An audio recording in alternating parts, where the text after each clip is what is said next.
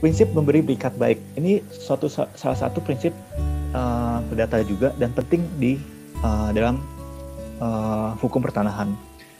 Nah, prinsip pemberi yang beretikat baik akan dilindungi oleh undang-undang.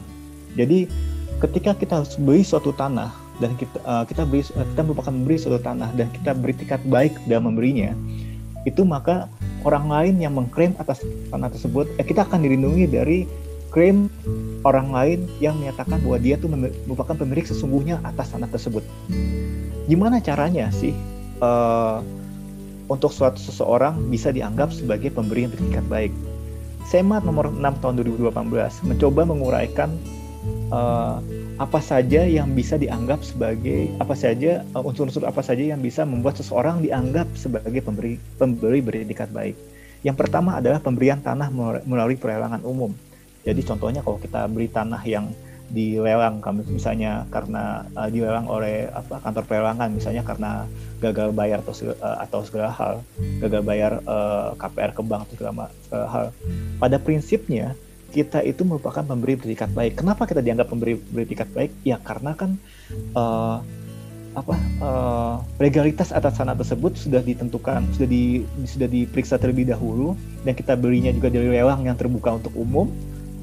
Jadi kita dianggap dilindungi oleh undang-undang, sehingga ketika kita beli tanah tersebut, pada teorinya orang lain nggak bisa mengklaim bahwa tanah tersebut merupakan tanahnya dia. Dan misalnya ada yang mencoba klaim, kita akan tetap dilindungi dari prinsip pemberi berikat baik. Yang kedua adalah pemberian tanah di hadapan PPAT atau sesuai ketentuan PP nomor 24 tahun 1997. Ya, PPAT itu tentunya notaris atau PPAT. Nah, yang pentingnya adalah gini. Kalau untuk tanah sertifikat mah gampang. Tanah sertifikat lebih simple.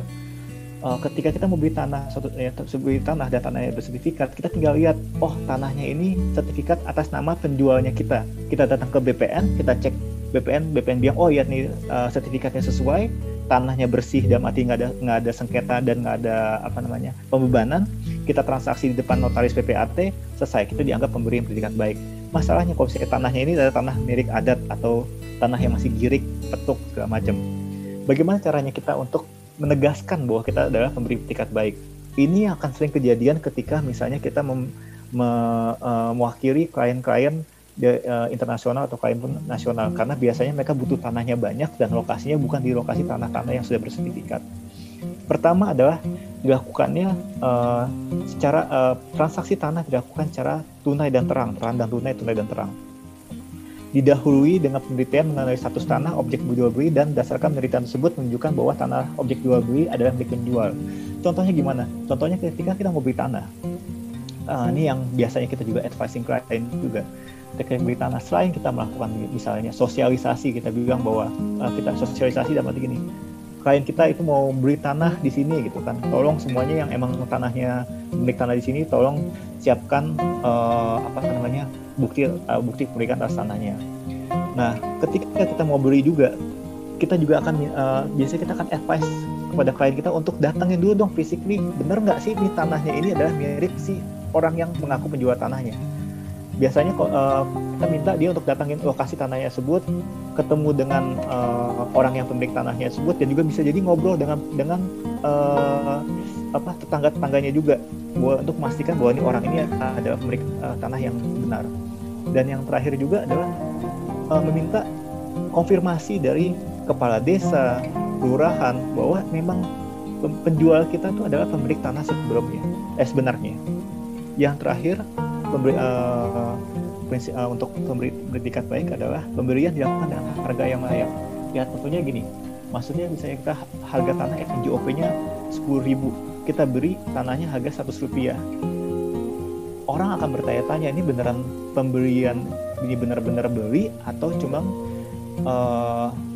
cuman akal-akalan aja gitu. Karena harga tanahnya kok jauh dari harga yang wajar gitu.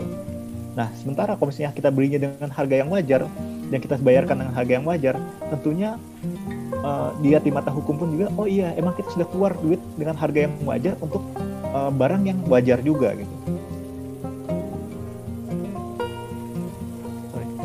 Nah, selanjutnya saya akan juga coba jelasin mengenai apa sih yang dimaksud dengan prinsip terang dan tunai, bukan daya terang di next slide. Prinsip terang dan tunai ini merupakan salah satu prinsip juga di dalam hukum tanah. Terang dan tunai itu adalah penyerahan hak atas tanah dilakukan di hadapan pejabat umum yang berwenang. Artinya gini, artinya ketika kita melakukan transaksi tanahnya itu di depan PPAT atau notaris PPAT, atau misalnya kalau di daerah yang ada PPAT-nya kan itu kan disebutkan dalam PP pendaftaran tanah bahwa lurah tempat juga bisa, lurah atau kepala desa setempat bisa bertindak sebagai PPAT. Jadi terang itu kita nggak sembunyi-sembunyi, kita emang benar-benar melakukan transaksinya di hadapan pejabat yang berwenang. Dan tunai itu pembayaran dilakukan secara tunai dan bersamaan. Tunai ini maksudnya nggak harus tunai dalam arti kita bawa duit segepok uang kita kasih ke penjualnya, nggak kayak gitu juga. Maksudnya dalam perkembangannya tentu kita transfer, kita bayar dengan transfer atau bayar dengan apapun juga sudah dianggap tunai juga gitu. Nah, prinsip terang dan tunai ini merupakan salah satu prinsip bahwa kita telah melakukan transaksi dengan terang dan tunai ini merupakan salah satu defense yang sering dilakukan oleh pihak-pihak yang digugat tanah yang dimilikinya gitu. Misalnya kita merupakan pembeli, kita membeli tanah dari orang lain, terus ada penggugat, ada yang menggugat yang seakan-akan menyatakan bahwa dia memiliki tanah, dia adalah merupakan pemilik sebenar dari tanah tersebut. Salah satu defense yang kita akan yang akan penting untuk kita gunakan adalah prinsip terang dan tunai ini.